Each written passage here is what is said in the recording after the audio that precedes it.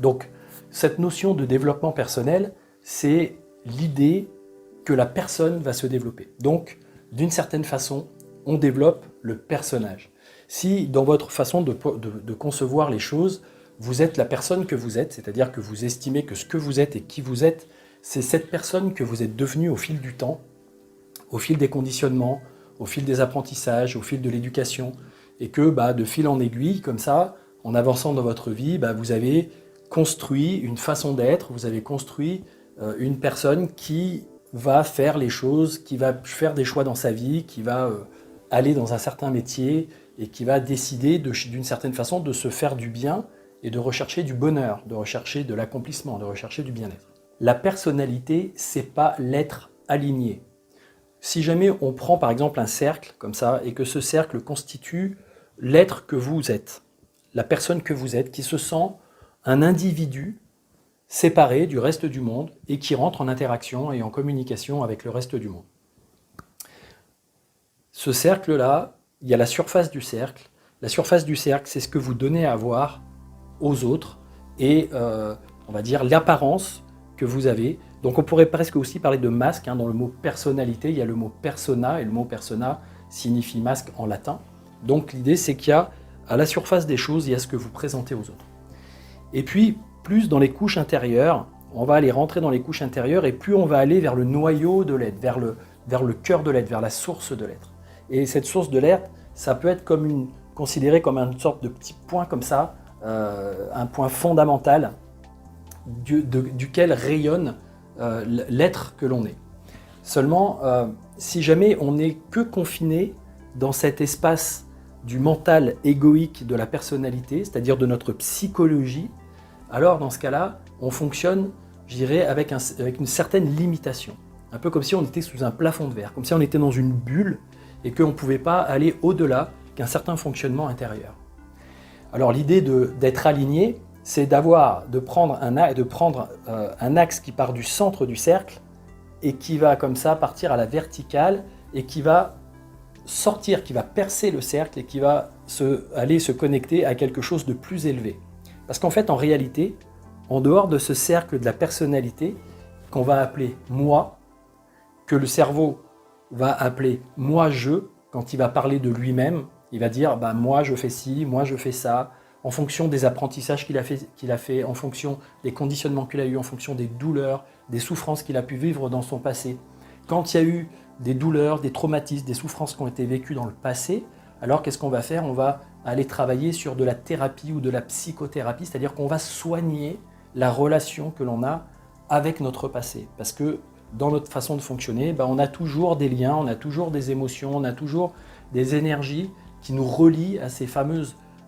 difficultés qu'on a vécues. Et on se raconte l'histoire, notre système mental, égo, se raconte l'histoire, tous les jours se relève et se dit je suis cette personne, se redéfinit, on va dire, se redéfinit en disant je suis cette personne qui a vécu telle et telle et telle chose dans ma vie et c'est ce qui fait de moi qui je suis. Et on croit être ça. Le truc c'est qu'on croit être seulement ça, parfois. Pas tout le monde, mais parfois on croit être seulement ça parce qu'on s'identifie à cette personne, on s'identifie à ses vécus, on s'identifie à ces choses que l'on a vécues, que l'on a perçues, que l'on a interprétées comme étant éventuellement des douleurs. Donc on va faire une psychothérapie. Et puis quand on est cette personne, qu'on est dans notre vie actuelle et qu'on sent que notre vie actuelle n'est pas totalement satisfaisante, que l'on ressent à l'intérieur de nous comme un potentiel, comme quelque chose qui n'est pas tout à fait exprimé, pas tout à fait exploité, alors on va avoir tendance, certaines personnes vont avoir tendance à se tourner vers ces dynamiques de développement personnel qui sont très intéressantes. Pourquoi? Parce que ça permet d'avoir une meilleure connaissance de la personne que l'on est. Donc effectivement, d'observer des mécanismes mentaux, émotionnels, comportementaux, des façons d'être, des façons de faire. Donc après, il y a tout un tas de techniques et tout un tas de principes qui vont vous décrire. Il y a l'énéagramme par exemple, il y a le process-com, il y a des techniques de changement qui vont être des thérapies émotionnelles, des thérapies plus mentales, des thérapies plus comportementales, cognitivo-comportementales comme on dit. Donc, il va y avoir plein d'outils pour pouvoir travailler sur cette dynamique. Mais quand on travaille sur cette dynamique, on est toujours confiné à l'intérieur de cette personne et de cet auto-fonctionnement en indépendance, c'est-à-dire que je suis à l'intérieur de moi et parfois je me relie aux autres. Parfois je suis tout le temps relié aux autres, mais je suis relié aux autres à l'extérieur. C'est-à-dire qu'en fait je suis en connexion avec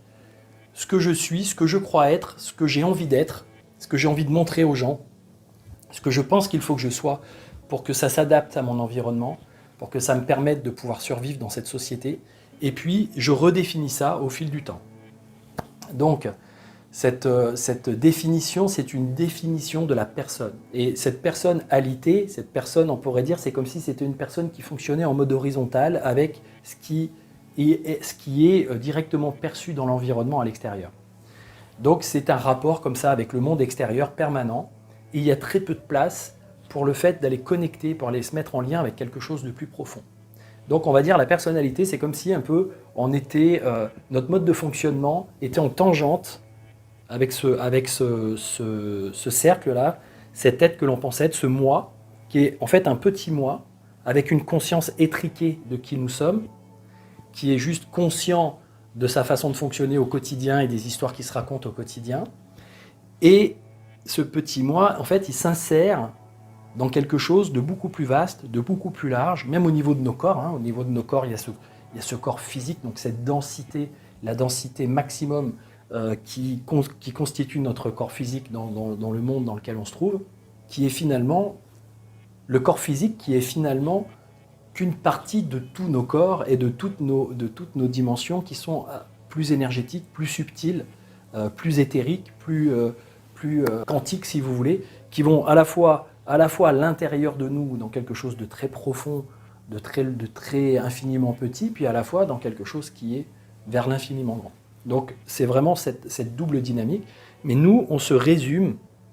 à cette conscience de ce corps physique, de ces sens physiques qui nous font être dans ce monde physique et qui nous font la plupart du temps réfléchir et avoir une psychologie autour de cette réalité physique dans laquelle on essaye d'exister et dans laquelle on essaye d'être. Alors parfois, notre conscience, notre esprit se relie à des choses plus subtiles.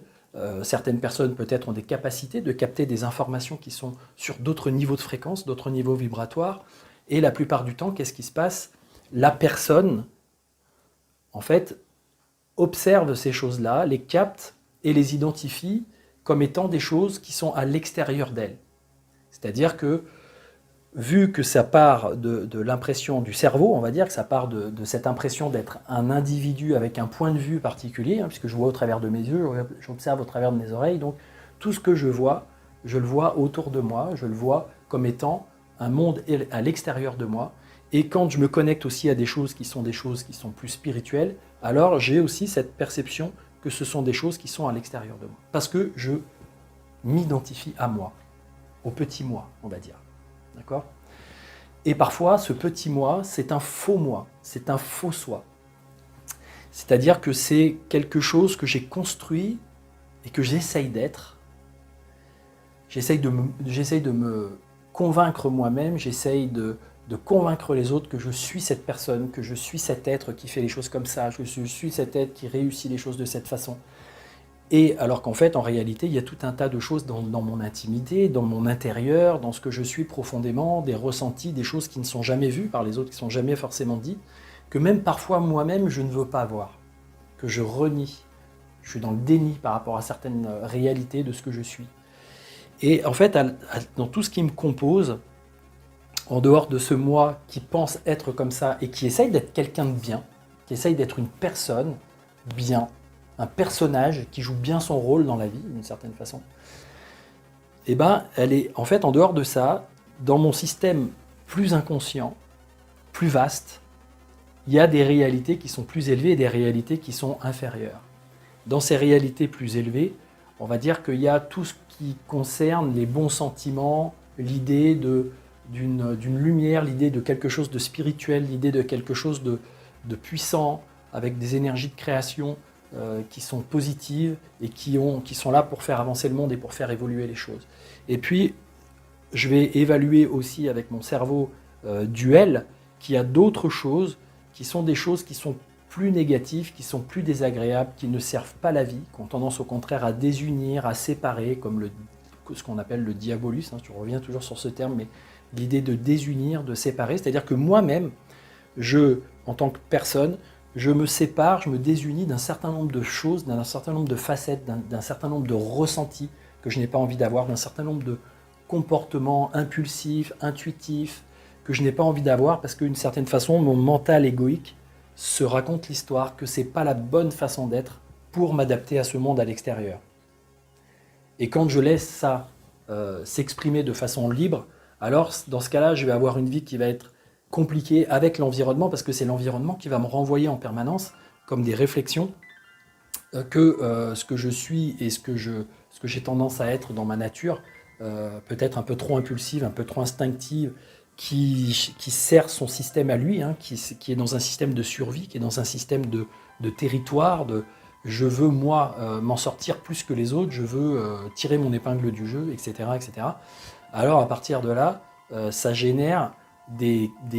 difficultés avec le monde extérieur parce que ça crée de la désharmonie, ça crée du désaccord avec l'environnement. Et comme chacun, après, a tendance un peu à faire ça, parce que quand il y a quelqu'un qui est sur cette fréquence et qui est sur ce mode de fonctionnement, ben, automatiquement, ça va générer aussi chez les autres. Et puis des fois, c'est les autres aussi qui génèrent chez soi, mais ce sont comme des résonances comme ça. Alors à partir du moment où moi, je ne suis pas bien, où j'ai l'impression de ne pas être à ma place, de ne pas être considéré, de ne pas être entendu, de ne pas être reconnu,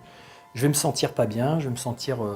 on pourrait dire, je vais perdre confiance en moi, ou je vais avoir l'impression de ne pas suffisamment m'affirmer, ou je vais perdre de l'estime de moi, parce que je vais m'évaluer, je vais évaluer la personne que je suis au regard des autres personnes qui sont autour de moi. Donc je vais être dans une forme de comparaison,